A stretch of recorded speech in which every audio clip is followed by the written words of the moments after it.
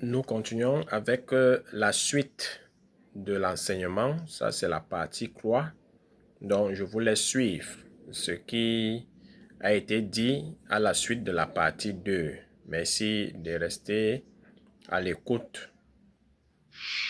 Donc, il y a des choses avec lesquelles on ne joue pas.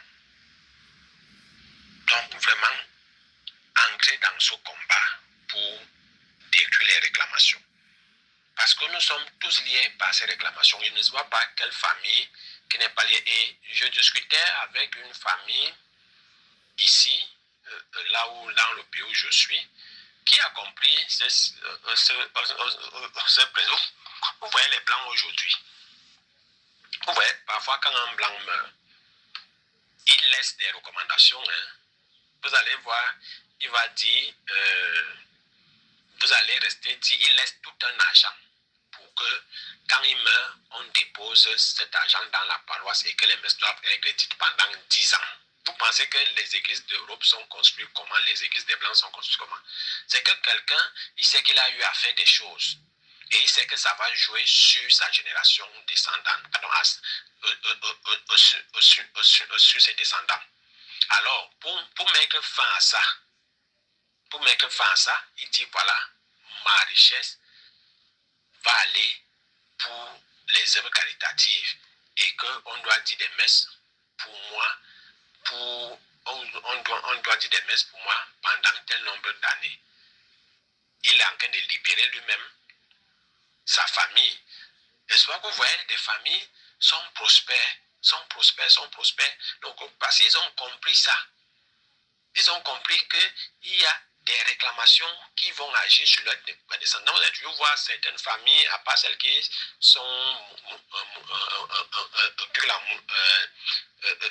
façonnées par des loges de puits et qui ont les noms qui subsistent et tout. Mais il y en a d'autres également de les parents ayant compris que voilà, pour que leurs enfants ne subissent pas les effets de ce que leurs ancêtres ont eu à faire. Ils laissent, vous voyez, les blancs, ils ont pratiqué l'esclavage et tout. Mais ils savent qu'à un moment, ces richesses-là, certains ont légué ça à l'église, ont donné aux œuvres caritatives afin d'effacer tout ce qu'ils ont eu à faire comme mal. Ce sang qu'ils ont eu à verser des innocents et tout. Et ça lave. Ça veut dire qu'il retire à ces entités qui les guidaient tout droit sur leurs descendants. Et c'est la même chose que le Christ a fait quand Dieu envoie son Fils pour venir sauver l'humanité. Parce que ce qu'Adam et Ève ont fait, quand on parle du péché originel qui nous suit, ce qu'Adam et Ève ont fait, c'est qu'ils nous ont livrés en fait aux mains du malin. Ils nous ont livrés en fait aux mains du malin. Et c'est pour ça que le malin a des droits sur nous à partir du péché originel. Et le Christ est donc venu pour nous libérer de cette rançon du péché. Il a préféré porter sur nous ces péchés. Je ne sais pas si vous comprenez bien cette équation-là. Il a pris sur nous tous ces péchés-là. Et maintenant, la mort, le démon n'a plus de droit sur nous. Mais maintenant, c'est nous-mêmes qui repartons encore signer les pactes avec ce démon. Pourtant, le Seigneur l'a dépouillé de tout droit. Si c'est un droit légal, si c'est des droits légaux sur nous. Il a dépouillé. Mais nous-mêmes, nous reprenons encore, on repart vers lui. Et maintenant, on réactive ces alliances et ces pactes. Et c'est pour ça que nos descendants, c'est pour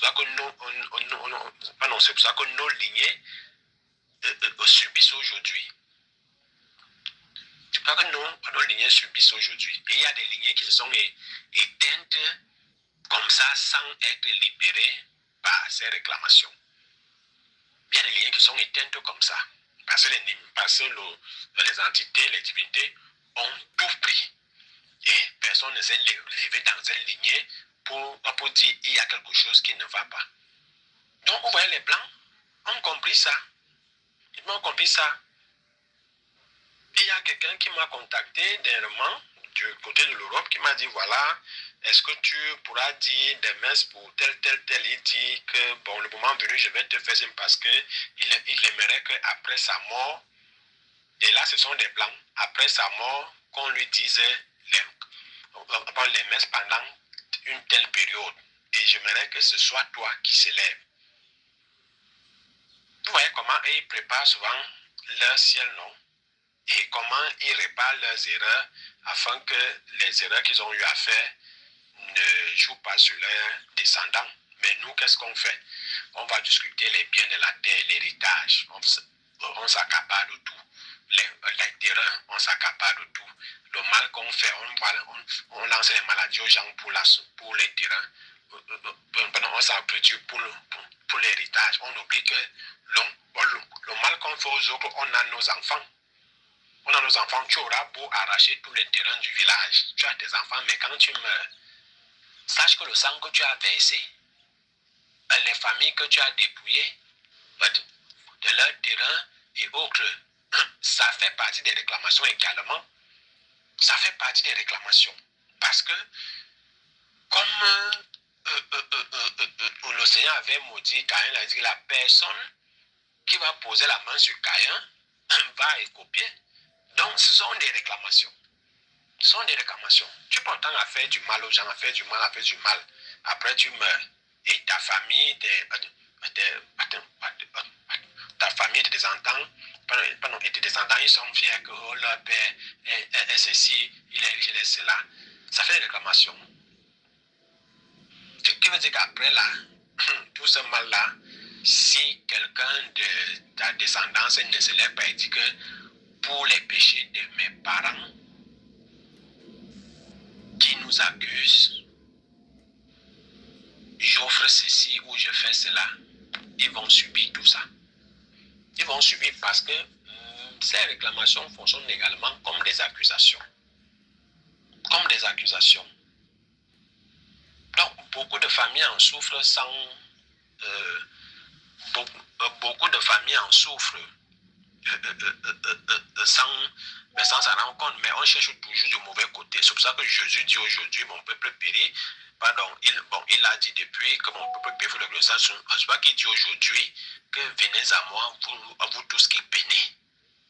Vous tous qui peinez, et je vous soulagerai. Portez mon fardeau, portez mon joug. Mais il faut donc comprendre bien ces paroles. Quand on vient se décharger auprès du Seigneur, c'est dit, voici, il y a des réclamations qui nous accusent, qui m'accusent. Voilà ça que je viens de déposer.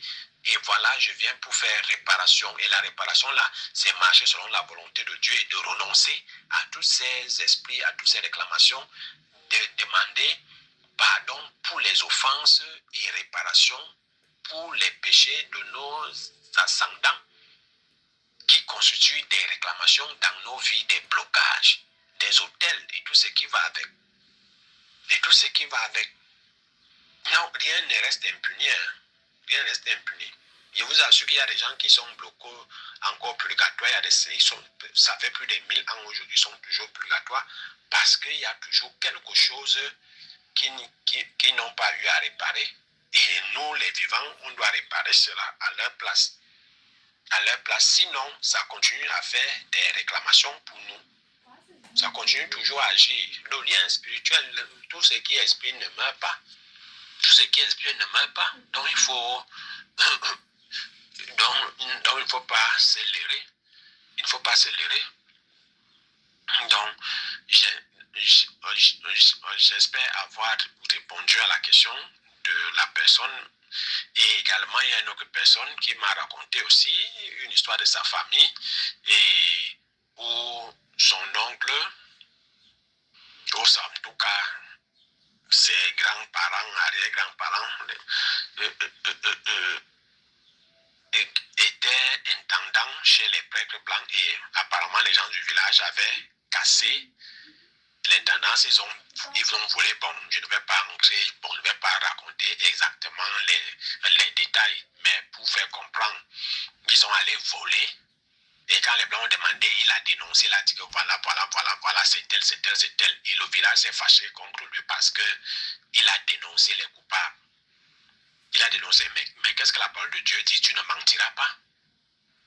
Tu ne mentiras pas. Le village s'est fâché, on lui a dit qu'il faut apaiser la colère du village et tout. Et tout, il a dit, mais pourquoi? Est-ce qu'il a fait quelque chose de mal? Ils ont volé, il n'a que dénoncé, il n'a fait que dire de bien. Mais le problème, c'est que ces gens qui ne veulent pas comprendre que c'est eux qui sont en tort, on lui a dit des paroles de malédiction et autres sur lui et sa génération et qui continuent à peser sur lui. Alors, la question était de savoir comment faire pour sortir de ça, si c'est que ces gens...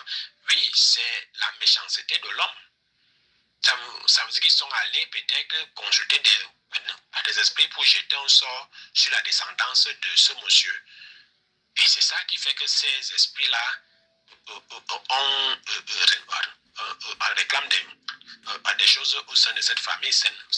Mais ce n'est pas que c'est le grand-père qui a dénoncé, qui a sacrifié sa famille ou qui a condamné sa famille. Non, c'est la méchanceté de ceux qui n'ont pas été contents qui les a dénoncés. Et s'il ne dénonçait pas, il allait être complice du mal. Et ce mal allait toujours suivre la famille.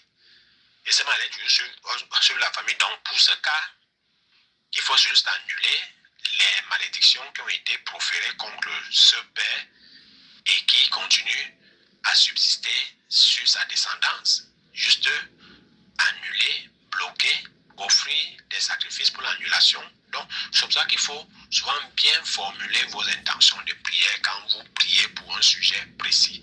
Vous allez voir par exemple le blanc quand il prie, quand il fait ses intentions. Les intentions des blancs, ça ne fait même pas souvent une ligne, ça ne fait même pas souvent 2 phrases ou 3 phrases. Tu vas voir Jean-Marc pour sa famille. Lui-même, il sait ce qu'il a mis pour sa famille.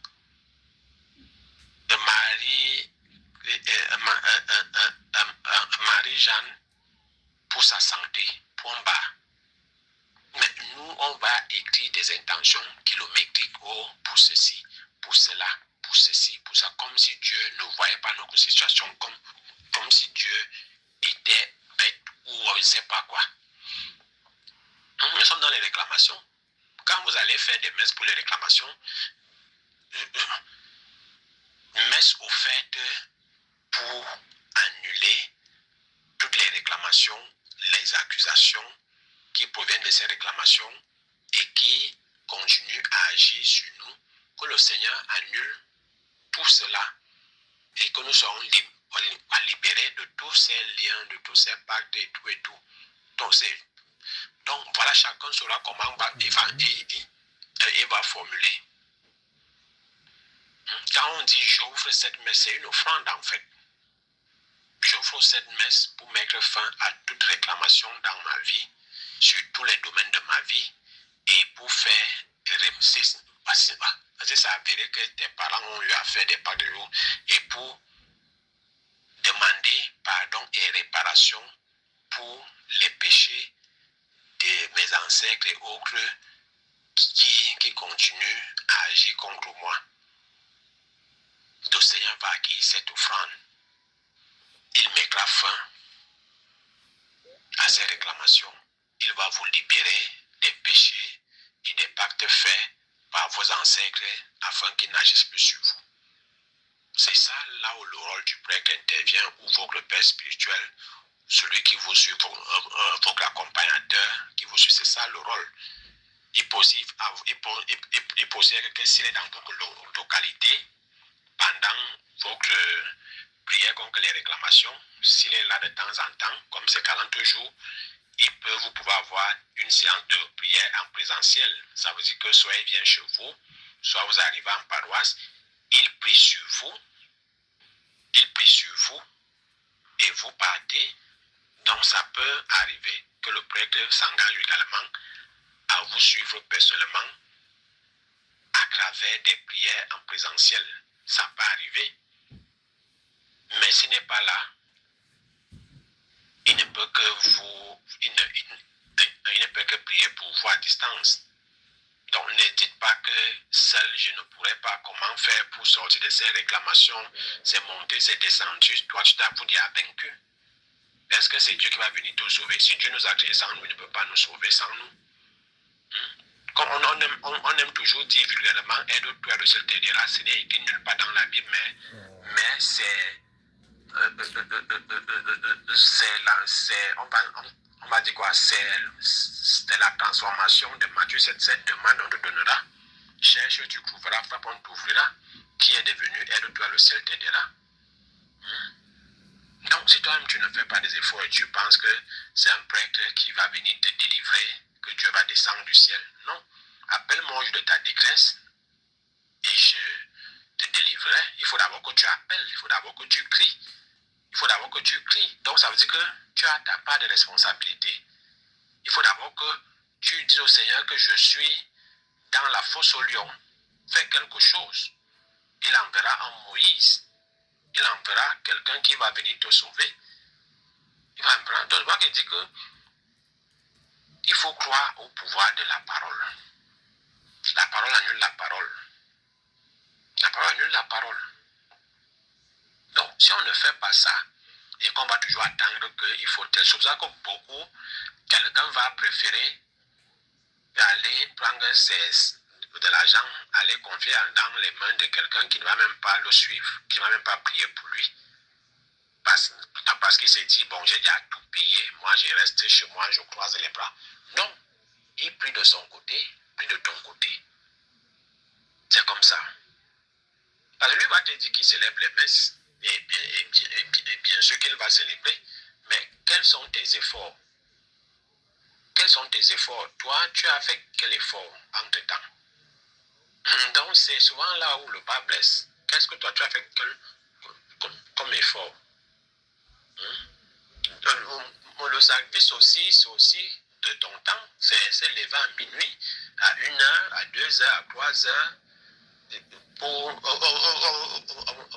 à 4 heures pour prier. Nous, on aime le sommeil. Qui n'aime pas le sommeil, qui ne veut pas dormir? Moi, je suis champion dans le sommeil. Je suis champion, mais maintenant, je ne dors même plus trop à cause de vous. Maintenant, je ne dors plus trop à cause de vous. On me dépasse dans le sommeil. Oh, j'étais un bâtard. Quand il dit que moi, je dors, je dors. Parce que moi, je dors comme un pharaon. Je dors. Moi, je disais toujours que je m'en vais dans mon sarcophage. Quand il dit que je dors, je frappe vraiment le sommeil. Mais maintenant, je ne peux même plus dormir comme avant. Je ne peux plus dormir comme avant. Donc, une personne aime le sommeil. Mais quand on est déjà dans le combat spirituel, on ne dort plus. On ne dort plus. Et pour ceux qui font l'expérience des prières de la nuit, je vous assure, ça vous charge en même temps. Parce que quand vous finissez là, et que vous devez aller au travail le matin, mais toute la journée, vous êtes en pleine forme. Et pourtant, vous êtes levé, soit à 3 heures du matin, pour finir peut-être à 5 heures et commencer à vous apprêter pour la journée. Vous êtes en forme toute la journée. Vous êtes en forme. C'est comme si il y a une force en vous qui ne vous donne pas sommeil. Qui ne vous donne pas sommeil. Donc, pour ceux qui sont habitués, ils connaissent bien cette sensation-là. Mais les débuts ne sont pas faciles. Les débuts ne sont pas faciles. Les débuts, vous allez toujours vouloir récupérer le sommeil en journée. C'est ce qui est normal. Il faut toujours compenser. Saint Benoît dit 7 heures de travail, 7 heures de prière, et non, 8 heures de travail, 8 heures de prière et 8 heures de repos. C'est ça qui fait 24 heures. Donc c'est ça.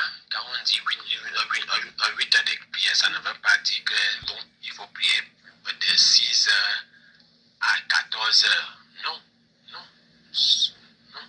Ça veut dire qu'il faut avoir un programme de prière journalier, même si ça n'atteint pas 8 heures, mais le temps que vous devez passer en présence de Dieu doit quand même être dans cet intervalle un 8. Si tu te lèves à minuit et tu finis ta prière à 3 heures et tu redors, tu as été pendant 3 heures de temps en présence de Dieu. Ainsi de suite, en journée, tu peux aussi avoir des prières éjaculatoires. Les prières éjaculatoires, c'est les prières spontanées. Précieux sang de Jésus-Christ, couvre-moi, précieux sang de Jésus-Christ, protège-moi, précieux sang de Jésus, sauve-moi, Vierge Marie, intercède pour moi, Saint Joseph, prie pour moi. C'est ça les prières éjaculatoires, les prières spontanées. Seigneur, sauve-moi. C'est ça, ce sont des prières spontanées. Donc, et les prières spontanées nous aident à toujours rester en présence de Dieu, en connexion avec Dieu, en connexion avec Dieu. Voilà. C'est pour ça que quand vous dormez, si vous avez le rosaire audio, quand vous dormez, vous laissez le rosaire audio, prier s'efface. Ça fait 2 heures de temps. Vous allez voir, vous allez vous endormir, mais vous êtes dans la présence de Dieu et de la Vierge Marie. Et ça vous protège parce que vous créez des ondes positives autour de vous. Vous créez un environnement où la porte du ciel s'ouvre. Où la porte du ciel s'ouvre. Donc, c'est comme ça que ces choses-là fonctionnent. C'est comme ça que ça fonctionne. Donc, voilà les précisions que je voulais apporter concernant l'enseignement sur les réclamations. Sur les réclamations. Pour les questions qui ont été posées. Et s'il y en a d'autres, n'hésitez pas. Loué soit Jésus-Christ. À jamais. Bon, voilà, ici, nous avons suivi le condensé de ce qui a été dit hier sur la suite des réclamations. Sur la suite des réclamations. Et également, il y a une internaute qui m'a demandé, mais on dit que le baptême efface nos péchés, mais est-ce que ça n'efface pas également les réclamations? C'est différent. Le baptême nous libère du péché originel. Si on est baptisé à l'âge adulte, le rôle du baptême sera de nous d'effacer tous nos péchés commis. Parce que le baptême également efface les péchés et remet notre compteur à zéro. Ça veut dire que après avoir reçu le baptême, à l'âge adulte, les péchés qu'on va reprendre le lendemain ou le même jour seront comptés. Donc, en ce qui concerne des réclamations, le baptême n'annule pas les réclamations. On dit bien, nous efface de la faute originelle, nous libère de la faute originelle. Ça veut dire la faute de nos ancêtres Adam et Ève, qui créent des réclamations dans nos vies, Et lorsqu'on est libéré de ces fautes-là, on n'est plus sur le joug du péché et de la mort parce que le Christ nous a libérés de tout cela. Mais maintenant, si nous ne restons pas si nous ne marchons pas à la suite du Christ, on retombe dans les mêmes péchés. Et c'est ça qui fait en sorte qu'on devient esclave de ces péchés, en fait des esprits qui sont derrière ces péchés que nous commettons. Parce que derrière chaque péché se cache un esprit. Le baptême nous a libérés de la faute d'Adam et Ève. Maintenant, si on ne marche pas selon la parole de Dieu, on devient esclave de ces esprits qui ont fait chuter l'humanité. Donc, ça n'a rien à voir avec les réclamations. Avec la liberté des enfants de Dieu, on est libre de suivre le Christ ou de ne pas suivre le Christ. Et lorsque nous partons tisser les pactes avec ces esprits, consciemment ou inconsciemment, ces esprits ont des droits sur nous, on leur donne des droits sur nous. Je crois que, et comme ces esprits sont avares, ils donnent d'une main, ils récupèrent de l'autre et plus, et ils vont beaucoup demander dans nos vies. Et même si on meurt, il y a nos descendants. Et c'est là où ça devient compliqué. Et là où ça devient compliqué, parce qu'il y a des gens qui partent faire des choses en secret. Ils ne le disent pas. Et après, il y a les répercussions. Donc, faisons attention à tout ce qui peut nous lier vraiment au monde des ténèbres. À tout ce qui peut nous lier aux mauvais esprits, aux entités, aux divinités maléfiques. À tous ces totems, à tous ces pouvoirs que nous partons chercher, à cette chance que nous partons chercher, aux grâces, aux bénédictions, au mariage, aux enfants, à la conception, tout ce qu'on peut demander à ceux qui travaillent avec ces esprits, ça devient des réclamations. Et ces esprits qu'on nous alloue pour nous donner une grâce particulière, ces esprits également, à travers cette demande ou ce pacte ou ce dont on leur a offert, ils ont des droits maintenant sur nous. Ils peuvent réclamer. C'est ça les réclamations. Quand quelqu'un a des droits sur toi, il va te demander des choses. quand tu as la merci d'une personne, il aura toujours des choses à te demander. C'est ça les réclamations. Donc, faisons attention à notre marche, à notre pèlerinage sur la terre, afin de ne pas nous retrouver liés ou de lier nos générations futures, ou de lier nos générations. Et pensons toujours à réparer nos erreurs, à réparer nos erreurs, nos fautes que nous commettons, soit par ignorance, soit par connaissance de cause. C'est pour ça que le Seigneur, même à la dernière minute, il est prêt à pardonner aux pécheurs, aux pénitents. Parce que celui qui se répand, à travers sa repentance, se libère et libère également tous ceux qui sont liés à lui. Et libère également tous ceux qui sont liés à lui, sa descendance. Donc, apprenons à revenir vers le Christ, à lui demander pardon pour tout ce que nous avons eu à faire. C'est comme par exemple même le phénomène des avortements. On est lié à travers ce cycle-là. Donc, il y a certains qui vont le faire et ils s'en foutent de la suite, mais c'est des liens qui se créent. Et ces liens-là créent des blocages dans le futur, soit dans ton propre futur, soit ce sang versé va jouer sur tes enfants. Parce que ces bébés à qui on ôte la vie et qui se retrouvent dans les limbes, les larmes qu'ils coulent dans cet espace tampon agissent souvent et de manière très négative. Si ce n'est pas sur nous, c'est sur nos enfants. Parce que eux, ils vont dire, voilà, toi tu auras avec tes enfants que tu as décidé qu'ils doivent naître, mais toi tu n'as pas voulu de moi. Alors ces larmes peuvent devenir source de problèmes pour ces enfants. Soit ils sont malades à tout moment, soit l'instabilité commence.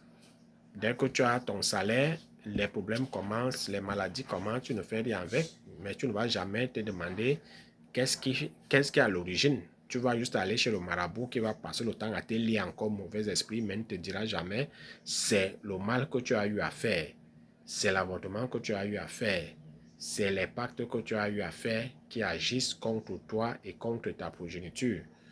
Il va seulement te dire, viens avec ceci, juste le phénomène, juste calmer et tout, et te faire croire qu'il travaille ou il agit, mais il ne t'apporte aucune solution. Donc voilà, sur ce, nous reviendrons sur d'autres thèmes qui pourront vous édifier et vous éveiller spirituellement, afin que les yeux fixés sur Jésus-Christ, que nous serons tous dans le combat de Dieu, et n'oublions pas que c'est Dieu qui combat, ce n'est pas nous. Ce n'est pas nous, parce que de nos propres forces, on ne peut pas combattre ces entités, elles sont bien supérieures à nous, mais c'est avec l'autorité du Christ, avec l'autorité de Dieu qui nous vient de Dieu, et nos prières, notre foi, que le Seigneur nous accorde la victoire. Parce que nous sommes à 90% responsables de notre salut. Le Seigneur a déjà tout fait, mais il faut que chacun de nous mette du sien. Si on croise les bras, le Seigneur saura que tu n'as pas besoin de lui. Lorsque tu es dans la détresse, appelle l'Éternel et il agira. Donc, si tu n'appelles pas le Seigneur et tu joues grand, aux orgueilleux, je n'ai pas besoin de Dieu, tu comptes sur tes écorces, mais beaucoup ont passé tout leur temps derrière les écorces, ils sont où aujourd'hui? Et de l'autre côté, ils sont où? Sauf si la miséricorde de Dieu est intervenue à la dernière minute par ceux qui ont intercédé pour son âme, parce qu'il faut voir ça. Donc voilà, soyez bénis dans le saint nom de Jésus-Christ.